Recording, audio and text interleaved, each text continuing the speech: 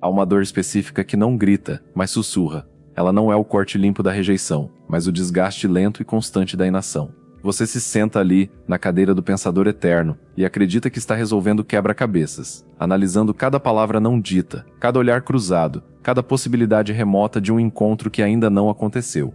Sua mente é um teatro sofisticado onde peças complexas são encenadas, com personagens perfeitos e diálogos impecáveis. Mas o teatro está sempre vazio. A plateia é só você. E a vida real e crua onde o suor, o riso, o toque e o risco verdadeiros existem, essa vida acontece do lado de fora. A sua maior dor não é ter falhado. É ter construído um palácio de possibilidades onde a única coisa que realmente habita é o fantasma do homem que você poderia ser se simplesmente se levantasse da cadeira. Você confunde a riqueza dos seus pensamentos com o progresso, mas a pobreza da sua realidade afetiva conta outra história, a de um general brilhante que traça mapas minuciosos de territórios que nunca ousou pisar. Enquanto você estuda a topografia do medo, outros homens, talvez com mapas menos precisos, mas com botas mais sujas, conquistam o terreno. A paralisia da análise não é um sinal de sua inteligência superior. É o disfarce mais convincente que a insegurança já criou. É a mente, aterrorizada com a vulnerabilidade da ação, tentando controlar o incontrolável, a natureza intuitiva, caótica e emocional da atração humana. Ela te convence de que pensar é fazer. Mas há um abismo entre simular a batalha e sentir o choque do campo. Esse abismo se chama experiência. E é apenas atravessando o que você deixa de ser o espectador da própria vida para se tornar, finalmente, seu protagonista. O mecanismo é engenhoso e silencioso. Ele começa com uma promessa sedutora, a de segurança. Você acredita em algum nível profundo que se puder prever 100% do resultado, entender 100% das variáveis, antecipar 100% das reações, então a ação será isenta de risco. Você ergue um altar à certeza absoluta e se oferece a ele, sacrificando horas, dias, oportunidades em seu nome. Espera pelo sinal inequívoco, pela frase perfeita, pelo contexto ideal. Mas a atração feminina, a genuína, não opera nessa bolha de racionalidade esterilizada. Ela vive no território pantanoso e fértil do potencial, da emoção e do instinto. A necessidade obsessiva de controle emite uma frequência específica, um perfume sutil de insegurança que é percebido no campo emocional muito antes de qualquer palavra ser dita. Ela não sente seu plano perfeito, sente sua tensão, não vê sua estratégia, vê sua falta de fluidez. Sua busca por certeza é, na realidade, medo vestido de competência. O verdadeiro poder masculino não reside na capacidade de evitar todas as tempestades, mas na confiança para navegar em águas desconhecidas, ajustando as velas ao vento real, não ao vento previsto em teoria. Cada minuto gasto nessa análise estéril é um minuto roubado da única coisa que poderia transformá-lo, o contato direto com a realidade, com suas recompensas imprevisíveis e seus ensinamentos brutais. Isso leva à construção de um laboratório particular de relacionamentos, um espaço mental onde você realiza experimentos com base em dados mínimos e interações fracionadas. Se eu enviar essa mensagem com essa palavra, às 21h47, ela interpretará como interesse seguro e não como desespero, o que aumentará em 30% a chance de uma resposta positiva em até 4 horas. É um ciclo infernal de simulações. O teste para saber se você está preso nesse laboratório é cruelmente simples. Compare o tempo que você gasta pensando sobre ela com o tempo que você passa interagindo com ela. Se a proporção for de 10 horas de análise para 1 minuto de ação concreta, você não está mais se relacionando com uma pessoa. Está se relacionando com uma projeção, um fantasma que você mesmo alimenta com especulações.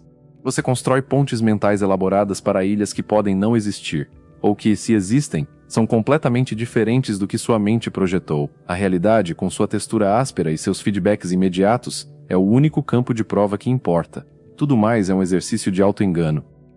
O peso mais insidioso, porém, é o das opções não escolhidas. Sua mente se transforma em um cemitério silencioso de possibilidades que nunca nasceram. Você fica parado diante de uma fileira de portas, analisando a maçaneta de cada uma, a cor, a espessura da madeira, o som que fará ao abrir. Enquanto isso, a vibração da vida, o burburinho das experiências, a música dos encontros reais, tudo isso acontece do outro lado de qualquer porta que você tivesse a coragem de atravessar. Cada pensamento não executado, cada impulso contido, cada mensagem escrita e apagada é um pequeno luto. Um enterro discreto de uma versão sua que morreu antes mesmo de ter a chance de viver. Você chora, sem perceber, pelo homem que poderia ter sido se tivesse trocado a análise pela entrega, mesmo que uma entrega imperfeita. Esse luto acumulado forma uma névoa cinzenta que envolve sua presença, tornando-a difusa, não comprometida, segura demais para ser interessante. A atração não floresce em solo onde todas as sementes são mantidas no pacote, analisadas quanto ao seu potencial de germinação, mas nunca plantadas. A vida e as mulheres respondem ao crescimento, não ao potencial embalado. O desvio mais sutil e destrutivo ocorre quando o objeto da sua análise deixa de ser ela, ou a situação, e se volta exclusivamente para você mesmo. A pergunta muda de "o que eu sinto por ela?" ou "que experiência poderíamos criar?" para uma única e torturante interrogação: "O que ela vai pensar de mim?"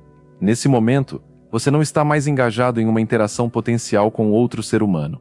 Você está realizando uma vigilância constante de sua própria imagem, como se estivesse assistindo a si mesmo em uma tela, avaliando cada microexpressão, cada tom de voz, cada possível interpretação equivocada. Essa inversão é fatal. No instante em que você se torna o centro obsessivo de seus próprios pensamentos, você desaparece como presença masculina para o mundo exterior.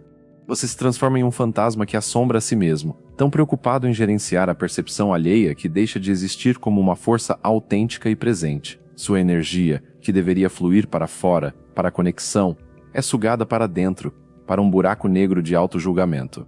A mulher à sua frente, conscientemente ou não, sente que está interagindo com um eco, com um reflexo preocupado, e não com uma fonte de energia própria. A atração necessita de um objeto externo, de um polo oposto.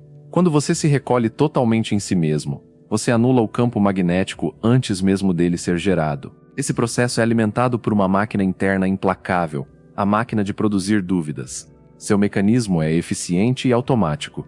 Primeiro, surge um impulso genuíno, uma vontade de ação, enviar uma mensagem, fazer um convite, tocar seu braço durante uma conversa. Imediatamente após, quase no mesmo milésimo de segundo, a linha de montagem da dúvida entra em funcionamento.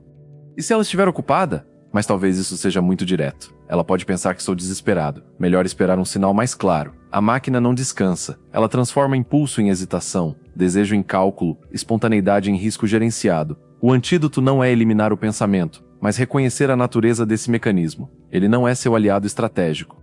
É um sistema de proteção primitivo, uma relíquia evolutiva programada para evitar a dor da rejeição do grupo a qualquer custo. O custo, no contexto moderno da atração e da sedução, é a sua vitalidade, a sua ousadia, a sua essência masculina que se expressa através da iniciativa.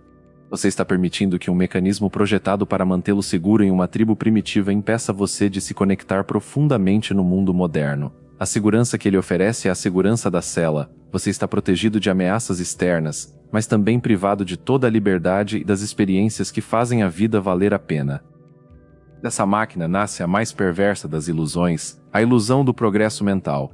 Você confunde pensar sobre fazer com realmente fazer. A mente, astuta, sussurra: "Estou trabalhando no problema. Estou analisando todas as variáveis. Estou me preparando." Você sente uma sensação de atividade, de movimento. Mas na dinâmica da atração, pensar sobre nadar não te molha, pensar sobre escalar não fortalece seus músculos, pensar sobre conversar não desenvolve seu carisma. É um progresso fantasma. O homem que age, que comete 10 erros toscos e reais, acumula mais conhecimento e mais confiança genuína do que o analista que passou 100 horas refinando um cenário perfeito em sua mente.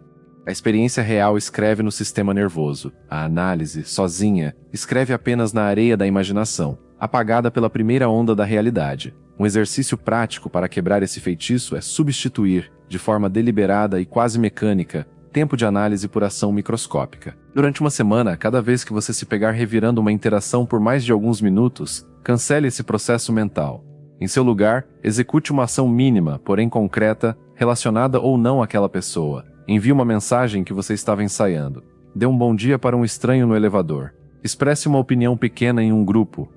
O objetivo não é o resultado da ação, mas o feeling interno resultante. Compare a energia pesada e circular da análise paralisante com a energia limpa, mesmo que ansiosa de ter agido. Você começará a reeducar seu cérebro. A recompensa não está no loop perfeito do pensamento, mas no clique audível de um movimento real no mundo. Sua atenção não é um recurso infinito. É o seu capital mais precioso, a moeda com a qual você compra experiências, constrói realidades e atrai o que deseja para a sua vida. A paralisia da análise é o pior investimento possível que você pode fazer com esse capital. Imagine colocar todo o seu dinheiro em um fundo sofisticado, com gráficos complexos e promessas de retorno astronômico, mas que no fim do ano você descobre que não apenas não rendeu nada, como cobrou taxas de administração exorbitantes que drenaram seu principal. Esse fundo é a sua mente analítica em modo paralisante. Você acredita que está investindo em preparação, em entendimento, mas na verdade está apenas pagando uma taxa constante de ansiedade, dúvida e estagnação. Faça um balanço do seu extrato emocional deste último mês. Quantos depósitos de experiências reais você fez? Conversas que o fizeram rir, momentos de silêncio compartilhado, o frio na barriga de um convite feito, a aprendizagem de uma rejeição que doeu mas que passou. Agora, some os saques, as horas ruminando uma frase ambígua, as simulações de diálogos futuros, a reavaliação constante de uma interação passada. Qual coluna é mais pesada? Se a segunda sufoca a primeira, você está falindo emocionalmente. E essa falência se manifesta como uma aura de escassez e necessidade que afasta o que você mais quer atrair. O preço mais imediato dessa má alocação de recursos é o sequestro da sua presença. Enquanto você analisa freneticamente o passado, tentando encontrar o momento exato em que tudo deu errado, ou simula um futuro hipotético onde você é rejeitado ou aceito, você é literalmente sequestrado do único lugar onde a vida acontece, o presente. A atração é um fenômeno do agora. Ela não se interessa pelo homem que você foi 5 minutos atrás, com aquela piada que não funcionou tão bem. Nem pelo homem que você poderá ser amanhã, depois de aprender a lição. A atração, ou a repulsa, é uma resposta ao que você é neste exato instante, a energia que você emana enquanto está diante dela. Se sua energia está dividida, com 90% dela refém de uma análise interna e apenas 10% disponível para a interação real, você está, na prática, ausente. E ninguém se apaixona por uma ausência. O fator-chave para recuperar essa presença não é adicionar algo, mas parar de fazer algo. É parar o fluxo interno de comentários. É silenciar o narrador que está analisando a performance. Presença é o que sobra quando você cessa a guerra civil dentro da sua própria mente. É o espaço que se abre quando você desiste de tentar controlar a impressão que está causando e simplesmente ocupa o lugar onde está, com todo o seu peso, suas falhas e sua atenção voltada genuinamente para fora. Por trás disso tudo está o custo de oportunidade mais cruel, aquele que você nunca vê porque está demasiado ocupado analisando a oportunidade que já passou. Cada hora gasta no ciclo da análise paralisante não é uma hora neutra. É uma hora ativa que você deixa de gastar em ações que teriam um retorno transformador. Enquanto você pensa em como abordá-la, outro homem a aborda.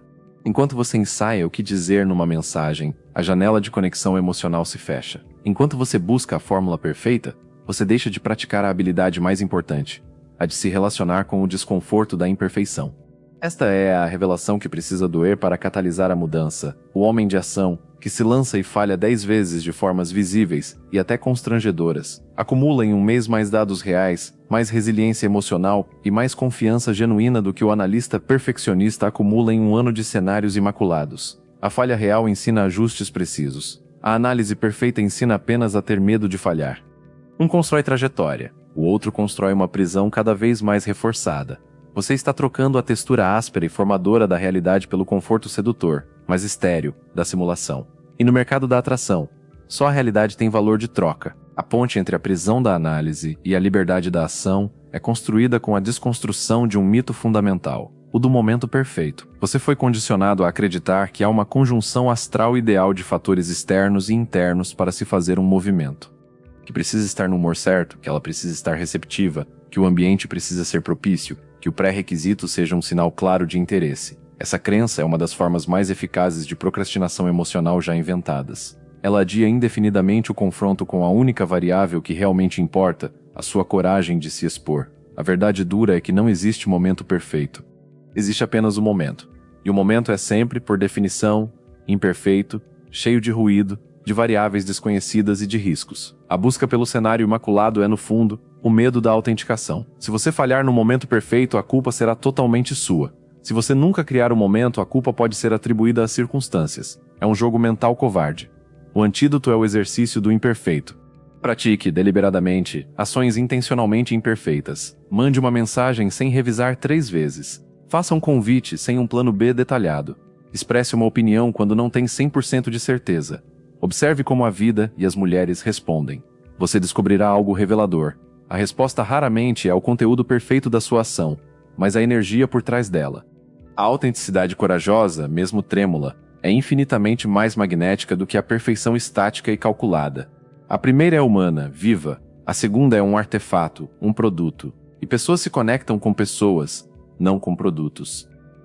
Para essa transição, é preciso reequilibrar um pêndulo interno que ficou emperrado, a relação entre análise e instinto. O homem moderno, super-intelectualizado, foi doutrinado a desconfiar de seus impulsos mais básicos, a vê-los como primitivos e não confiáveis. Elevamos a análise à categoria de oráculo supremo. No entanto, a atração, especialmente nos seus estágios iniciais, opera em uma faixa de frequência profundamente instintiva e não intelectual. É uma leitura de cheiro, de postura, de tom de voz, de uma presença que ocupa espaço. Danton de presença que ocupa espaço. Quando você substitui completamente o instinto pela análise, é como tentar apreciar uma sinfonia lendo a partitura, sem jamais ouvir a música. Você perde a textura, a emoção, o feeling. O caminho de volta é uma reconexão prática. Antes de mergulhar na espiral analítica sobre uma interação, faça uma pausa consciente e pergunte a si mesmo: o que meu instinto está dizendo sobre isso?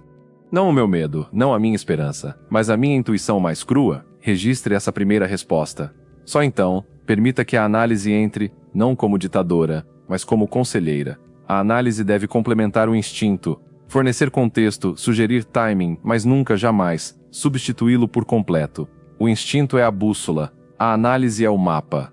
Você precisa das duas, mas a bússola aponta a direção vital, o norte da sua verdade interna, que a análise sozinha pode facilmente obscurecer com labirintos lógicos. Isso nos leva ao cerne da transformação. Entender a coragem não como um dom inato que você tem ou não tem, mas como uma habilidade muscular que atrofia com o desuso e se fortalece com a prática repetida. Você não precisa ser corajoso para agir. Você precisa agir para se tornar corajoso. A paralisia da análise é o resultado de anos desse músculo atrofiado. A boa notícia é que músculos podem ser reconstruídos.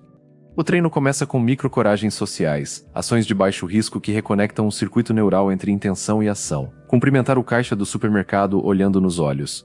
Sustentar o contato visual com um estranho por 3 segundos a mais do que o confortável. Em um grupo, expressar uma preferência ou opinião minoritária de forma simples, sem justificativas excessivas. Pedir um ajuste no seu prato no restaurante. Cada uma dessas ações é um pequeno levantamento de peso para o músculo da coragem. Elas não têm a ver com sedução diretamente. Têm a ver com reconectar você com a sensação primordial de que um impulso interno pode, e deve, se manifestar no mundo externo, e que o céu não cairá quando isso acontecer. Essa reconexão é fundamental. Ela substitui o ciclo vicioso do pensar, agir, pensar, sobre o que poderia ter sido, pelo ciclo virtuoso do sentir, agir, observar o resultado realimentar. A ação deixa de ser um evento de vida ou morte e se torna um experimento contínuo, um diálogo vivo com a realidade. E é nesse diálogo, e não no monólogo da análise, que você encontra não apenas as mulheres, mas mais importante, encontra a si mesmo. A jornada culmina na recuperação de um território que você abandonou, o do momento presente. Toda a paralisia analítica é um exílio voluntário do agora. O homem presente, por outro lado, não é aquele que não pensa, mas aquele cujo pensamento está a serviço da experiência, e não ao contrário. Anatomia de uma decisão livre, aquele movimento que flui de você, sem o estrangulamento da dúvida crônica, é diferente do que você imagina. Não é pensar até a exaustão, e então, com um suspiro de desespero, agir. É uma sequência fluida. Primeiro, escutar a intenção mais profunda que surge em você, o desejo de se conectar, de se expressar, de se aproximar. Segundo, fazer uma varredura rápida e quase instintiva dos dados disponíveis no ambiente. Terceiro, e mais crucial, agir com a clara consciência de que ajustes poderão ser feitos durante e após a ação.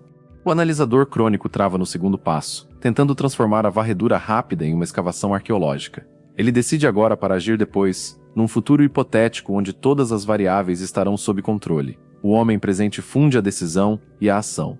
Ele age agora e ajusta depois, confiando na sua capacidade de navegar as consequências em tempo real. Essa diferença é abismal. Uma gera um peso morto de expectativas. A outra gera um momentum vivo de experiência. Uma pergunta: isso vai dar certo? A outra declara: vou descobrir. Parte dessa presença se manifesta em um silêncio, que é completamente mal compreendido pelo homem analítico. Para ele, o silêncio é um vazio a ser preenchido, um sinal de que não está pensando rápido o suficiente, produzindo conteúdo interessante o suficiente. Ele acredita que seu valor está no que ele consegue articular, no raciocínio que pode expor. Por isso ele fala demais, justifica demais, explica demais, ou então paralisa, temendo que seu silêncio seja interpretado como burrice ou falta de interesse. O homem presente compreende que o silêncio não é vazio, é potência. É o espaço onde a atração respira, onde o não dito ganha peso, onde a curiosidade do outro é atiçada. Seu poder não está no que ele pensa, mas no que ele é dentro daquele silêncio. Se você está calado, mas sua mente está em turbilhão, você emite a energia de uma tempestade contida, e isso é percebido como ansiedade. Se você está calado e presente, você emite a energia de uma montanha, e isso é percebido como confiança. A prática da presença silenciosa é, portanto, um treino duplo. Externamente, aprender a ficar confortável sem preencher todos os espaços com palavras. Internamente, acalmar a tempestade dos comentários mentais para que o silêncio exterior seja um reflexo de uma quietude interior. É nos intervalos da conversa, nos momentos em que as palavras cessam e os olhos se encontram, que a atração muitas vezes salta de nível. É no território do silêncio compartilhado que a conexão deixa de ser um intercâmbio de informações e se torna um fenômeno energético. Isso nos leva à revelação final e mais transformadora deste processo, o fim da separação entre você e a experiência. Na paralisia da análise, há uma clivagem nítida. De um lado está você, o sujeito que analisa, do outro está a situação, ou a Mulher, o objeto a ser analisado. Você está aqui, a experiência está lá, e você tenta, com as ferramentas da lógica, construir uma ponte segura entre os dois pontos. Essa separação é a fonte de toda a ansiedade de desempenho. Você está constantemente se posicionando em relação a algo externo, tentando calcular o impacto que causará. Na presença genuína, essa divisão dissolve-se. Não há mais eu analisando isso. Há apenas isso acontecendo, e eu sou parte integrante disso. Você não está diante da conversa. Você é a conversa. Você não está tentando causar uma boa impressão. Você está impressionado, curioso, engajado no fluxo do momento. Essa dissolução do ego analítico é o estado de flow, tão falado em psicologia do desempenho. E não por acaso, é também o estado de maior magnetismo pessoal. Quando você deixa de ser o controlador da experiência e se torna a experiência em si, você emana uma autenticidade irresistível. Sua atenção não está dividida, está totalmente direcionada para fora, absorvendo e respondendo em tempo real. Essa resposta, por não ser filtrada por camadas de análise, é fresca, imprevisível e genuína. E é essa genuinidade, essa capacidade de estar totalmente no território do agora, sem a barreira do medo e da supervisão constante, que desencadeia nas mulheres uma resposta profundamente instintiva de atração. Elas não estão respondendo a um conjunto de técnicas ou a um script bem ensaiado. Estão respondendo à vibração rara e poderosa de um homem que não tem medo de existir plenamente no espaço entre eles. Essa é a inversão total de poder. Você para de tentar extrair validação da interação e passa a ser a própria fonte de validação, simplesmente por estar ali, completo e presente. E desse lugar, tudo, a conexão, a atração, a sedução, flui naturalmente, não como uma conquista, mas como uma consequência. Chegamos ao núcleo da verdade, despojado de todas as camadas de racionalização que construímos para nos proteger. A paralisia da análise não é uma patologia rara ou um sinal de intelectualidade refinada. É, em sua essência mais pura, medo. Medo vestido com a beca de doutor, medo que fala com vocabulário sofisticado, medo que se apresenta como prudência estratégica. É a tentativa desesperada e heróica de uma parte da sua psique, a parte que quer protegê-lo da dor, do ridículo, da rejeição, de evitar a vulnerabilidade absoluta que é inerente a qualquer ação real no mundo. Essa parte acredita que, se você não se mover, não poderá cair. O que ela não compreende é que ao não se mover, você já caiu. Caiu na armadilha da imobilidade, no poço da não-vida, onde os dias se acumulam como folhas secas de um outono sem fim. A grande ironia, a revelação que muda tudo, é que é justamente nessa vulnerabilidade que você tanto evita que reside o magnetismo masculino autêntico. A vulnerabilidade não é fraqueza, é o ponto de contato mais verdadeiro entre os seres humanos. É a coragem de colocar seu desejo no mundo, sem a garantia de que será correspondido. É a postura do homem que diz, através de suas ações: eu existo, eu desejo, e eu estou disposto a arriscar a veracidade do meu ser por algo que considero valioso. Essa disposição, essa exposição controlada mas real, é o que gera respeito, atração e, finalmente, conexão profunda. Ninguém se conecta com uma fortaleza impenetrável. Conecta-se com a humanidade que transborda pelas brechas. Portanto, a grande inversão que este caminho exige não é a de que você pare de pensar. É que você comece a pensar de maneira radicalmente diferente. Não se trata de abandonar a inteligência no altar do instinto cego. Trata-se de realocar essa inteligência, tirá-la do cargo de ditador supremo e colocá-la no cargo de conselheiro estratégico. Sua mente é uma ferramenta magnífica para navegar a realidade, não para simulá-la. O erro tem sido usá-la como um simulador de voo hiperrealista, onde você pratica para um voo que nunca decola. A mudança está em usar essa mesma mente brilhante para analisar o território real enquanto você o atravessa, para fazer ajustes de rota em tempo real, para aprender com os ventos contrários e os céus abertos que encontra. Em vez de usar sua energia mental para construir cenários, use-a para processar experiências. Em vez de gastar sua imaginação prevendo futuros, use-a para criar soluções para os desafios do presente. Essa realocação transforma a inteligência de carrasco em aliada, de fonte de paralisia em motor de progresso. Lembre-se da metáfora final, a que talvez seja encapsule toda essa jornada. Você passou anos, talvez décadas, sendo o espectador mais meticuloso do seu próprio filme. Senta-se na poltrona escura da sua mente, analisando cada enquadramento, criticando cada diálogo, reescrevendo mentalmente cada cena que não o satisfaz. Você se tornou um crítico de cinema de uma película que nunca foi rodada. A sala de projeção é confortável, segura, controlada. Lá fora, no estúdio caótico e iluminado da vida real, o elenco espera, os cenários estão montados, a câmera está rolando. O diretor, a vida, está gritando ação, e você continua sentado, analisando o roteiro. Este é o chamado que ecoa através de todos esses capítulos. É hora de descer da poltrona. É hora de tirar o crachá de crítico e subir no palco. O palco é assustador, a iluminação é crua. Você pode esquecer suas falas, tropeçar no cenário, sua voz pode falhar. Mas é apenas no palco que você deixa de ser um comentarista da existência para se tornar um participante dela. Sua performance não precisa ser perfeita, precisa apenas ser sua. E é nessa autenticidade corajosa, cheia de falhas e de momentos de brilho, que a verdadeira história, a sua história, finalmente começa a ser contada. Por isso, o chamado à ação não pode ser vago ou adiado para um amanhã hipotético. Ele deve ser imediato e concreto. Esta noite, antes que o ciclo da análise noturna se instale, faça o seguinte: identifique uma única e pequena análise paralisante que tem repetido como um mantra disfuncional. Pode ser sobre uma mensagem que não enviou, um convite que não fez, uma interação que revisita mentalmente a exaustão. Agora, execute o oposto radical dessa paralisia. Não espere pelo sentimento de coragem, ele não virá antes da ação, haja apesar da ausência dele. Envie a mensagem curta e imperfeita. Faça o convite simples, sem rodeios. Decida que você não vai remoer aquela interação mais uma vez. O movimento em si, por menor que seja, é o divisor de águas. Ele não garante um resultado positivo com ela. Ele garante algo infinitamente mais importante, um resultado positivo em você. Ele quebra o feitiço, racha a parede da prisão. Você sentirá o território da realidade, sólido, imprevisível, vivo, responder ao seu movimento. Esse feedback, seja um sim, um não ou um silêncio, será real. E dados reais, mesmo que dolorosos, são sempre preferíveis aos fantasmas confortáveis da imaginação. Esse é o primeiro passo real para fora da cela. O segundo se tornará mais fácil.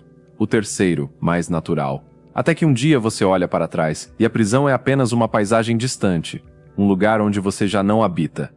E então chegamos à verdade mais profunda, aquela que subjaz toda a dinâmica da atração e que a paralisia da análise te impediu de vivenciar. As mulheres não se atraem, em um nível fundamental e duradouro, pelos pensamentos perfeitos que você tem sobre elas. Não se conectam com a imagem imaculada que você projetou em sua mente. Elas não podem acessar o roteiro complexo que você escreveu para um encontro futuro. Elas se atraem, de forma visceral, inconsciente e poderosa, pelo homem que você se torna no momento em que para de pensar sobre a conexão e começa a existir dentro dela. Elas respondem à presença. Presença é a qualidade de estar totalmente no espaço entre vocês, com sua atenção irradiando para fora, absorvendo aí o momento, sem a barreira fumegante da autoanálise. Essa presença é magnetismo puro. É escassez verdadeira, porque um homem totalmente presente é raro. É confiança silenciosa, porque ele não precisa da aprovação do momento seguinte. Está plenamente no momento atual. É vulnerabilidade forte, porque ele não está escondido atrás de uma persona calculada. Essa combinação, presença, escassez, confiança silenciosa e vulnerabilidade forte, é o imã mais poderoso que você jamais possuirá. Não pode ser fingido, não pode ser simulado através da análise. Só pode ser conquistado através da coragem de desligar o comentarista interno e habitar, de corpo e alma, o território sagrado e implacável do agora. A partir desse lugar, você não precisa mais caçar atração, você se torna a fonte dela. E o mundo, incluindo as mulheres que nele habitam, não pode fazer outra coisa senão responder à gravidade autêntica do seu ser.